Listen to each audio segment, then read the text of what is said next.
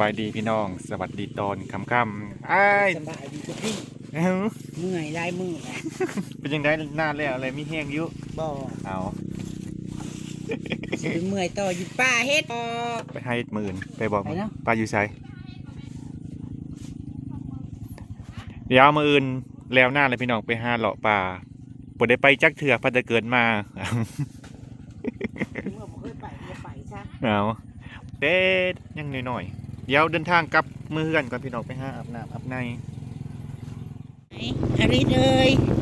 ไปไหนสบายดีปะลุงก่อนสวัสดีจ้าสวัสดีจ้าปากแดงจังเลยกลับบ้านแล้วดำนาเสร็จเรียบร้อยแล้วเออเรียบร้อยเนาะพี่หนาค่อยว่ากันใหม่นะจ๊ะ หลังจากขึ้นมาจากดำนากับมาเกี่ยวหญ้าให้งัวเพิ่นต่อ คนดูปี2026มักทัวพี่นี่คือมากเลยขอเด็ดเนี่ยเด้อ โอ้ยคอยฉีดยามื้อเช้านี่ โอเค ยาตายยกเจ้าหยังจ้ะ ยาม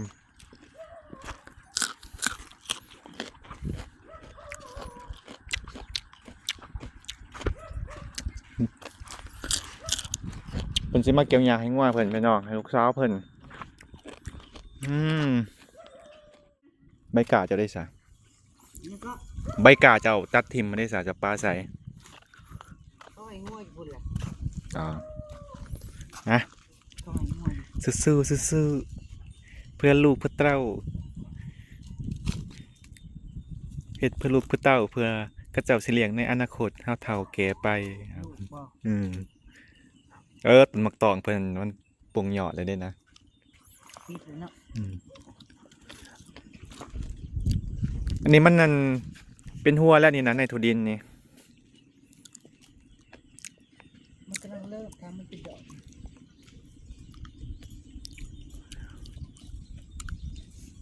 ว่ามีดอกกระเจียวนำเลยนะอ๋อปลูกดอกกระเจียวน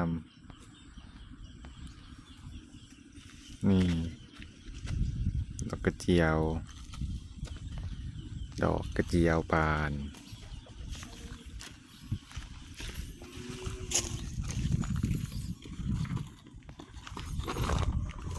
จักทีอย่างยังเกี่ยวยังปล่อยเข้ามาในสวนเลยนี่ทำสิกิน เบิดมาครัวก่อน เอาบุฟเฟ่ต์อาหารงัวดิมักทั่วเป็นก็เป็นย่อยยำยางอยู่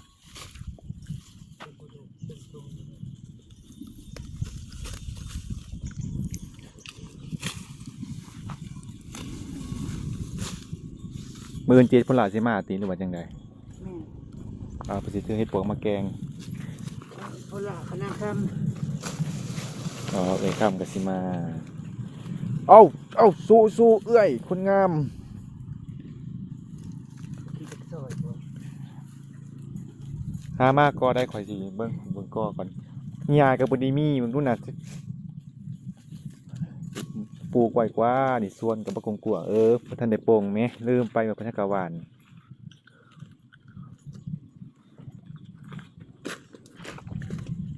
คือนี่นี่ นี่แหละคนมีลูกมีเต่ามันอยากแบบสิล่ะลูกกับลูกผ้าแพร ลูกผ้าแพรบ่ได้ เพื่อได้เฮ็ดกันแต่ถึงเงินเด้เดี๋ยวเอาไว้คู่อันคนชื่อให้ ลูกแพรเด้พี่น้องคนอันออกลูกเป็นงู คนยังออกลูกเป็นงู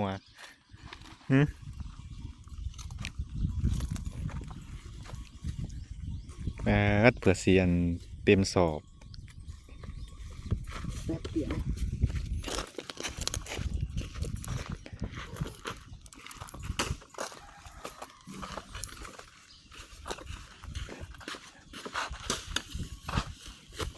ป้ามืออื่นไปน้องขวัญติ ไม่ใช่ ตัดหน้า ตัดอยู่ใส่ ไว้ไว้ เอาไว้ว่า ทั้งว่าสิไปหาเฮ็ด ว้าย ตอนแรงบ่ สิไปมือบ่เป็นหยังบ่หยังก็มีเครื่องตัด มีเครื่องบ่แลเครื่องไผ เครื่องมัน ได้นี่หญ้าหรือง่วง แน่ ง่วงมากินนี่ ข้างบักบวบเจ้าเฮ็ดนั่น เป็นจังเด้อเจะคือบ่ปลูกหมกบวบแนะนำหมกบวบหอมนะ โอ้มันสิเป็นหมากบ่มันก็มีอยู่มันก็เห็นอยู่ เอามาแกงใส่ปูใส่ปลา หอมได้เนาะแซ่บเนาะ อืมอร่อยเอามาอันเนี้ยมือคือยังบ่เบิดอยู่ นี่โคโรอยู่บ่ มันพอดีแกงใส่หน้ำใหม่มืออื่นนี่ ไปที่ไปเกือบป่านี่กว่า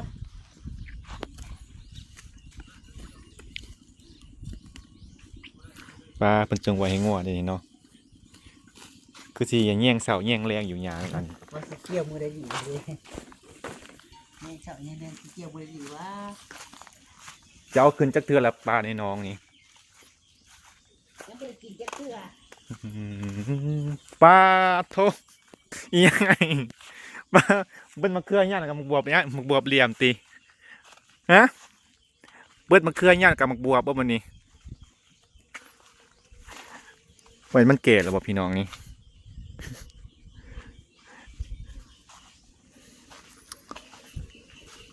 ปลาโท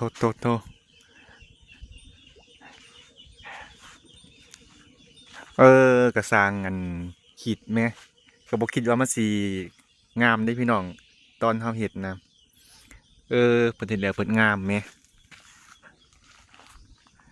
นี่ผลงานของบ่าววงเองนี่ปาทิโทมันจะคือมันแข็งๆอย่าแก่ๆบ่พี่น้องเดี๋ยวมาเกลือปลาให้เพิ่นก่อน มีอันปลาทับทิมนำติ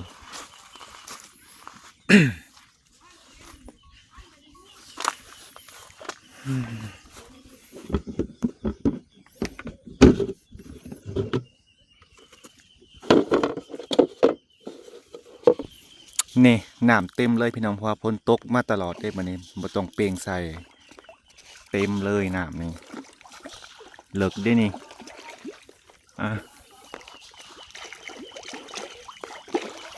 คนมาใส่เลย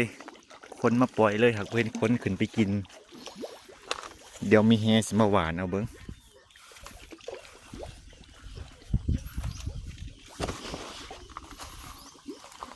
นี่ไงต้นกล้วยที่เราปลูกงามอยู่นี่นะหวานลงไป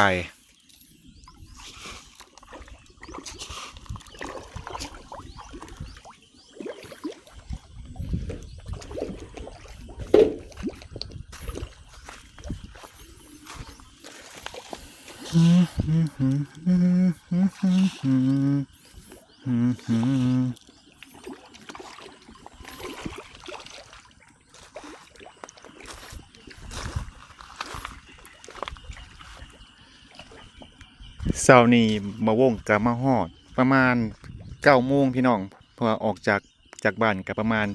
6 โมงปลายๆ6:40 50นี่แหละฮอดกี่กับประมาณ9 โมงนิดๆมันมาอยากจวงหนทางหรือว่าถนนทางเข้าบ้านเพิ่นพี่น้องมันยากค่อนข้างจะเปื้อนและมีตมก็เลยค่อยขับมาสั่นกระหดประมาณ8 โมงปลาย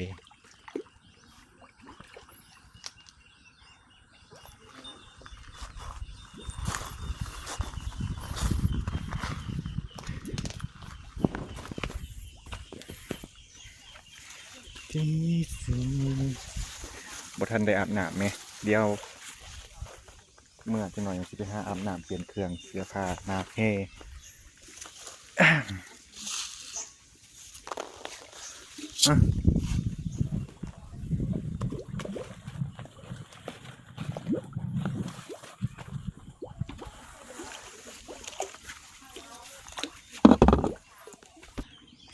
ซ้อนแต่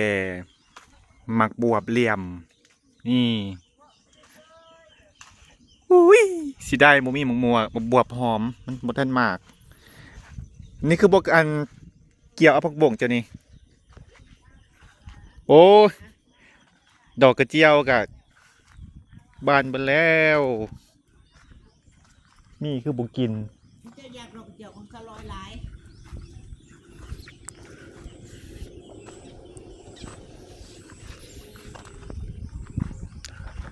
ลายกับมันบานเบิดคือกัน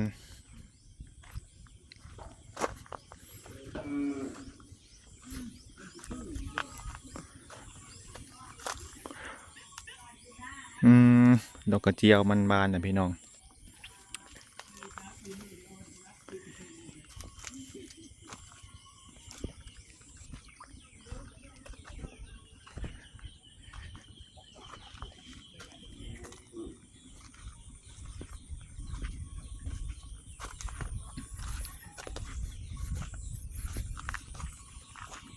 มาเจ้านี่เป็นคนเห็ดข้ามหัวปะ เป็นโรคอันความจำเสื่อมติฮะนี่คือบ่ปลูกที่นี่นี่หญ้านั่น หนัง ในหญ้าครับหวานใส่บนพูนเลยมันจะงาม มะไปว่าเลย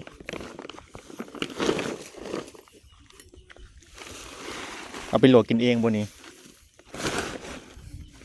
จะแค่นี้ เอ้ย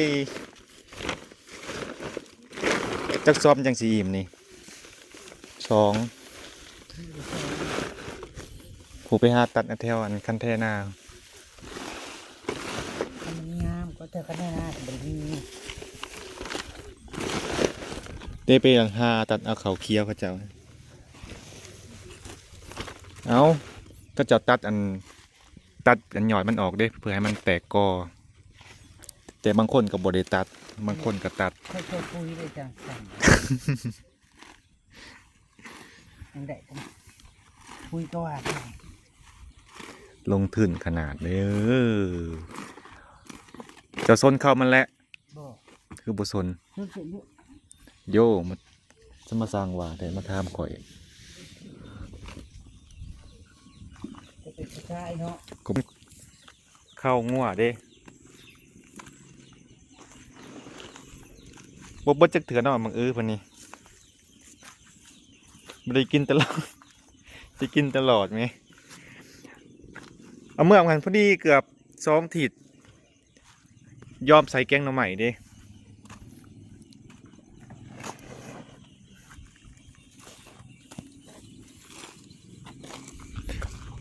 โอ้ยขันมีอันแนวตัดหญ้ากับมาตัดเอาก็ง่ายเนี่ย ง่ายกว่าจังเนาะ อืม จวด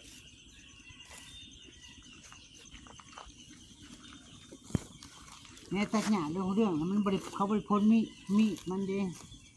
ให้พอน้องทำเราอันพ่นให้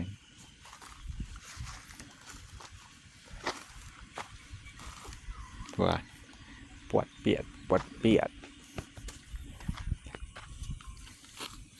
มาหอบนี้จักเป็นยังไงแบบเงา ไข่เจ้า บอบรรยากาศแบบเงา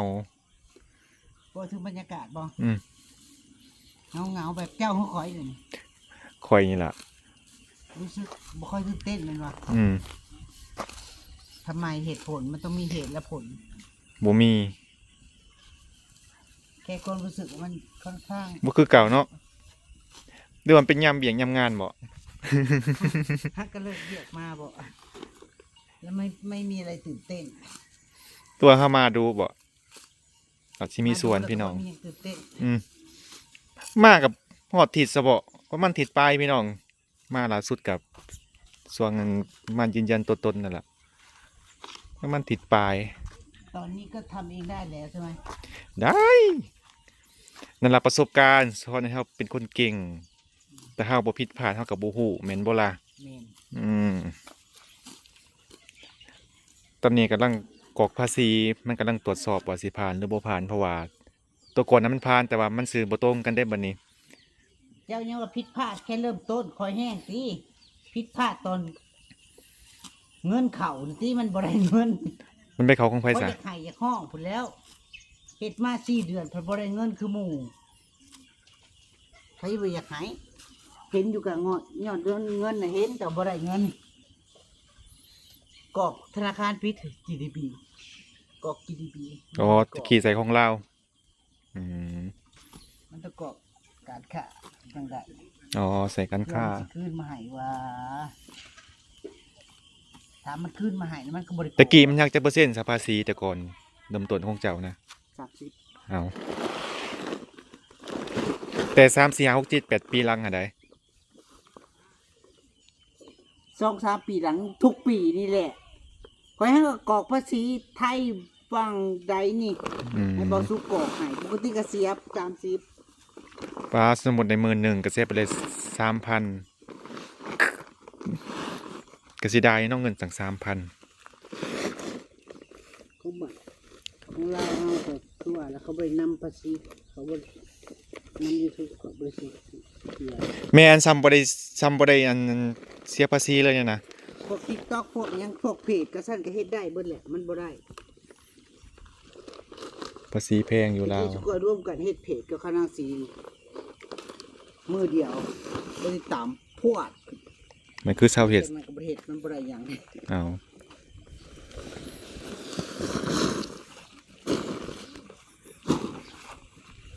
เกี่ยวกับมันเดียวติ เกี่ยวมีจังอันเกี่ยว พอแล้วสอบนี่ก็พอแล้วพอได้กินมื้อเช้าอันดิมื้อนี้ก็เจ้าเสื้อกับอีแม่เราไปเกี่ยว กระทามหลายคนทามทางอาจารย์ทามเบาอันนี้ก็เบาอันนี้สาตรีนนจารได้เป็นคนเมืองเดียวกันนี่แหละเราก็เห็นแต่ดนแล้วแต่ก็ทามบอแล้วก็ทาม AI ทาม Gemini ทาม ChatGPT ได้มันสอนดีกว่า YouTube ด้วยนะ เขาก็มาคำแนกเบิ่งว่าแต่ละคนเว้ามาแนวใดแนวใดแนวใด อืม แนะนำแนวใดแนวใด แม่นมันก็ตรงกันเด้กับพระเจ้าครับพระเจ้าแนะนำนะมันก็โอเค ว่าขาตรงกันบ่ เอ แต่ อ ละคนเว้ามานี่ แม่น ตรงกันบ่แล้วเขาค่อยมาเฮ็ด เวลาเขากรอกเขาก็เก็บส่งไปถามมันก็บอกว่าผิดบนใดมันก็บอกบนใด ถ้าเฮาหูนำใส่พวก AI กับมันก็มีผลประโยชน์ได้พี่น้อง สมมุตินี้นั้น AI เขามามีบทบาทหลาย แม่น คืออัน YouTube คือกันเขาใส่ระบบ AI ในตรวจสอบนะ เป็นตอบคอมเมนต์ก็ใช้ AI ทั้งนั้น อืม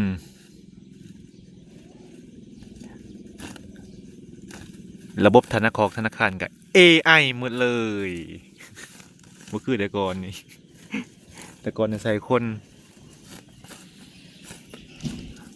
ก็เรื่องบ่าวสาตรี มีแต่ใช้คนนี่ บ่าวสตรีนุนจานเราก็ถึกอันยังก็ถึกปิดกันสังให้ใดเราเอาคลิปเก่ามาลงนะเด้ ฮะ เราเอาคลิปเก่ามาลงเรื่อยๆมันก็เลยปิด แม่นกับการที่เฮาไปถ่ายคนอื่นประจำน่ะพี่กดเนาะ แต่ยั มัน ง สิ ถ่าย ผิดสั่งได้เนาะ ยังถ่ายคนอื่นประจำ เอาบ่โฟกัสตัวเองน่ะเด้แบบว่าบ่ค่อยแสดงอันฉากตัวตนตัวเองนั่น จักและอันนี้บ่ฮู้เลย ของอันเด้ของบ่าวน่ะที่ค่อยว่าแล้วแล้วก็แล้วมักเอาคลิปเก่าลงซ้ำๆบ่แม่น คลิปเก่าซ้ำๆนั้นอันตรายมันปิด แล้วปิดสั่งได้ แล้วก็เอาไปตัดลงสอดนั่น แม่นคลิปแล้วเอามาลงน่ะยังมาตัดลงสอดลงหยังกันดิ แม่น อืม สอดก็ถ่ายต่างหากซะเราก็สอนแล้วก็บอกดีได้ ใคร บ่าวสตรีนุนจานนั่นแหละเป็นคนเมืองเดียวกันแต่ เป็นอา อยู่ จาร คนละบ้าน ยังเห็น ซึ่งว่า สอนในช่องนี้เฮ้ย บเราเห็น YouTube นี่แหละแล้วมีประสบการณ์ แล้วมีประสบการณ์ในการถือปิดการสั่งรายได้ได้กว่ากระเซ็ตไปทำเรา น้องแม่นบ่ แม่นแนะนำดีเด้ อืม กรอกภาษีแล้วก็ได้สอนเราสอนเนี่ยนะ โทรไปถามมึงไปแชทถามเดี๋ยวนี้ โทรเรานั้นเฮ็ดคอนเทนต์อยู่ไทย อ๋อ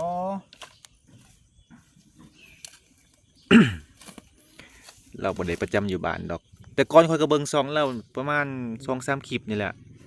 ตะกี้เรามาถ่ายอยู่บ้านเด้แต่ว่าส่วนหลายเราประจำอยู่ไทยพูนเราเฮ็ดเกี่ยวกับการยังท่องเที่ยวอยู่ไทย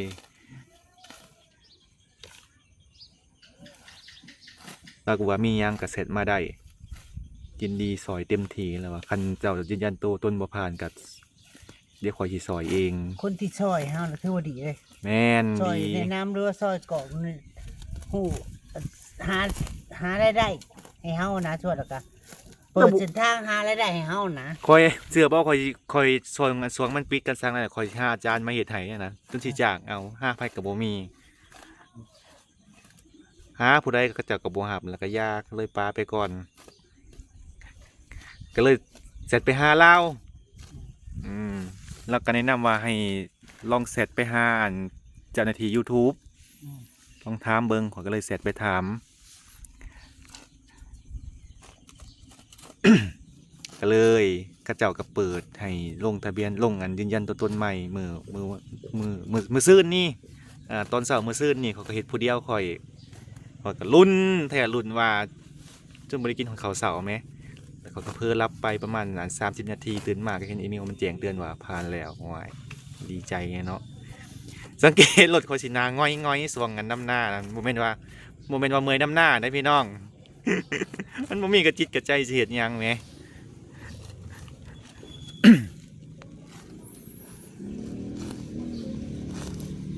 อ้าวไป เลือกมาตั้งคือโอเคกว่า เดี๋ยวแต่สะดวกเด้ออืม คันมักยาก แม่นคุณทอมนั่นอยากหมักอยากหน้อยหนึง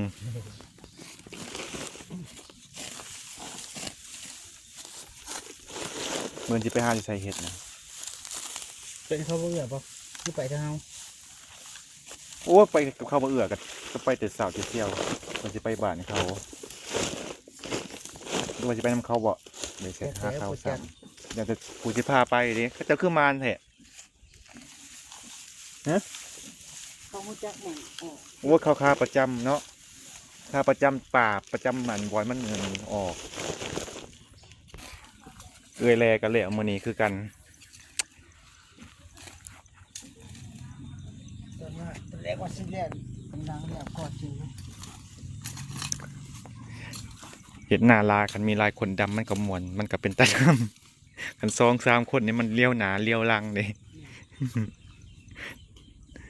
เมื่อย ง แต่ อมเนาะ ได้มือละ2ให้มือละให้2ให้ พ่อกับแม่เจ้าโอ้ย จะเฮ็ดจังใด บ่ไทุกห้าดอกข้อย ก็เลยจ้างเอาซะเพิ่นก็บ่อยากจ้างได้อีแม่นั่นค่อยๆดำไปเพิ่นว่าบัดพอที่เพิ่นบ่ไหวเพิ่นเจ็บแอวแห้งข้อยก็เลยว่าไปหามันลดคนนั้นเดี๋ยวสิจ้างให้ไปเอาไปส่งเขาคนละบาทนี่นะ คนงานน่ะ ไปหาไปส่งเขา3 วันแล้วอุ้ยเป็นตาม่วนเกี่ยวปวด กระตาน่ะเมื่อยดิกระตา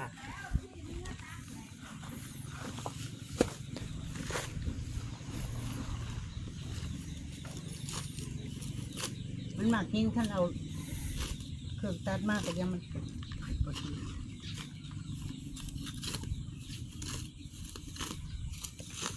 จุข่อยยังตะกี้บ่แม่นตะกี้ดอกซุมื้อนี้ก็คือกันจูงกินตามคันเทนานั่น มาเพันใช้เบิ่งงัวซะนี่ เอากับ2เท้าเว้ย งัวจะโต งัวซุ่มอันนั้นซุ่มแม่ซุ่มลูกนั้นไปปล่อยอยู่หน้าทงหนึงเพราะว่าเป็นบ่อนค้างงัวเด้เอาไว้เลี้ยงงัว ค้างไว้ ส่วน2ตัวอันตัวเทิกนั่นเลี้ยงเอง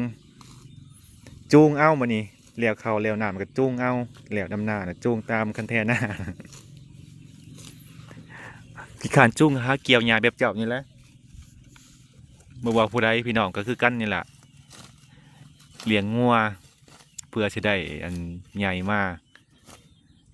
เลี้ยงงัวจะย่อจะเฒ่ายังได้มาเลี้ยงก็บ่ได้เหงาพี่น้องมันเฮ็ดให้เราไม่เหงา เอา ก็ไม่เหงามีอะไรท คนก็เฮ็ดมันนอนอยู่ซื่อก็บ่ได้เด้ ำมีอะไรท อยู่บ่ได้ ำมีแนวเฮ็ดถ่ายคลิปไปน้ำมาเลยพี่น้องมันก็บ่เหงาดีกว่าอยู่ละล่าแล้วไปหาถ่ายพวกนั้นถ่ายพวกนี้ จะเว้าไผ ฮะ สิบอกไผ บ่ถึงว่า บ่ เฮามีแนวเฮ็ดนั่นโอเคดี มีแนวเฮ็ดนั่นขี้ข้าน มีแนวเฮ็ด โอ้ตะกี้นั่นเด้อเป็นอิหยังก็ลกหญ้ามัน เด้อเสียหญ้ามันทีนี้สบายใส่ยาฆ่าหญ้าแล้วก็จบได้ผลได้ มันงามอยู่ปีนี้ งามเลยข่อยถ่ายรูปเมื่อวานนี่เนาะงามเพราะว่ายังบ่มีหญ้าไปกินหญ้านั่นกินอาหารมันบ่งามกับหญ้ากันจังได้หญ้าไปเกี่ยวเอาอยู่สวนมันข่อยนำบ่ได้อึด มันสิยะเว้ย บ่อนบ่ซี ปลอ ด ดภัยในหม่องนี้แหละมันสิยะ จะใส่ปุ๋ยจ้า แล้วปากแต่ตอนนี้พี่น้องจังน้อยก็มีแห้งแล้วเพราะว่านางปลูกหญ้าแล้ว ปลูก หญ้าเลยนะค่อยว่านนะ จักหน่อมันจักเดือนมันสิออก มันออกแล้วสภาพอย่างนั้นนะ จักเดือนแหล้วมันจักหน่อยว่าซั่น เนาะจะแง้มได้สิได้กิน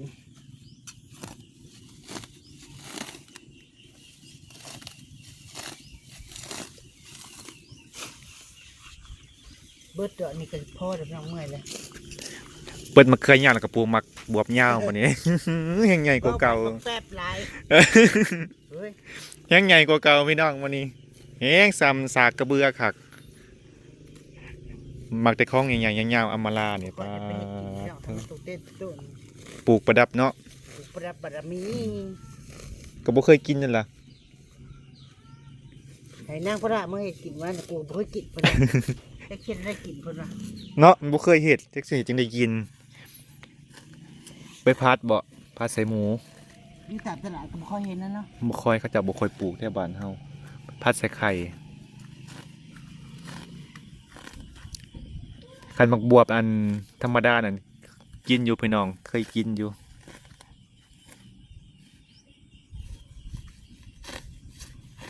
บ่คิดว่ามันสิงามขนาดนี้แม้ตอนข้อยเฮ็ดข้อยก็เฮ็ดไปซั่นล่ะ อันยังข้างบวบนะเดี๋ยวบ่คิดว่ามันสิออกแบบมาเป็นแบบนี้ อ่า คอยเฮ็ดแล้วก็เฮ็ดไป เฮ็ดก็เฮ็ด เฮ็ดพร้อ ไป มแล้ว อืม อืม เขา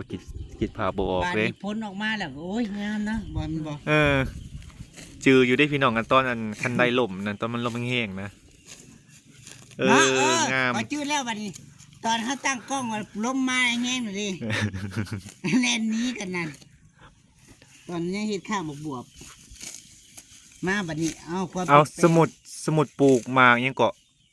หมักผักมันก็สิใหญ่โพดติเนาะ อืม บ่ได้ต้องปลูกหมกบวบนี่แหละมันเบา ข้อยสิแบบบวบยาวอย่างนี้มาปลูก มันสิขึ้นซะบ่ โอ้ยเจ้าเคยเห็นบ่เห็นละ บ่เลว ไปเบิ่งบ่ ไปเบิ่งยังหมกบวบก็สิไปเบิ่ง มื้อแรกกินข้าวกับอะไร เขาบอกว่าจะปิ้งเป็ดไปที่เลย บ่เห็นเตรียมกินอยู่ซะอยู่เฮือนพุเอ่อ พรุ่งนี้ค่อยมานี่ พรุ่งนี้สิไปหาเฮ็ดพี่น้องแล้วก็มาแกงหน่อไม้ ว่าตามข้อมูลชื่อหมู่แต่ละคนมาน่ะ มีแต่ชวนข่อยมานี่เขาบอกว่าเขาโอเคมันรู้สึกปลอดภัยแล้วก็โอเครู้สึกสบายใจ มันปลอดภัยมันปลอดภัยมันได้อยู่ในเฮือนนะ ฮะ มันสบายใจพี่น้องมันแบบบ่มีคนร้ายนะอ้าวง่ายๆซะมันมีแต่สู้เฮาคนก็ยังมักมานั่งอยู่นี่ ตื่นมาแล้วก็มากมานี่ อืม หมู่ข่อยแต่ละคนเขานางคำนางมากับมิตรชวนมานี่ได้ ข่อยก็คือกันนั่นแหละข่อยก็บ่อยากกันอยู่เฮือนปานใดโอเคจ้ามาฮอดนี้บ่าวงก็สิได้จบคลิปไว้เพียงเท่านี้ขอขอบคุณกำลังใจดีๆที่มอบให้บ่าวงเดี๋ยวพอกันใหม่ EP หน้าจ้ะสบายดีไปหาอาบน้ำก่อนเด้อ